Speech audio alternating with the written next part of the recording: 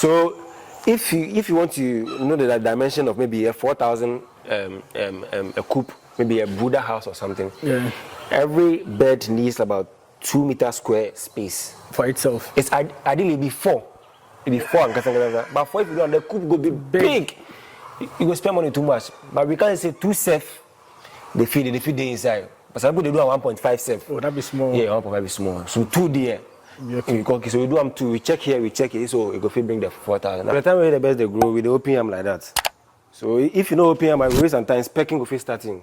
So as I said, the birds and cats they need 4 meter square space. Yeah. 4 meter square space. But ideally, we the farmers 2 safe if they do. So if you get maybe 50 by 50 feet, right? For like the structure. Yeah, 50 by 50 feet, it be 2,500. You divide them by 2, it be 1,250. But some people, if you do 50 by 50 feet, 2,005, you go take 2,005 years. You understand? That one, you go cry later on. So 50 by 50 feet be the size? The size. They divide them by the number of space one layer needs. Which be the 2 square meter space. Yeah. So divide, you go see how many beds. So if you do 100 by 100 feet, you go say, okay, 5,000 beds with that. Oh, okay. 10,000 okay. divided by 2. That's actually brilliant. So if you actually want to do the 4 meter too, they do the calculation to know the number of beds you can acquire.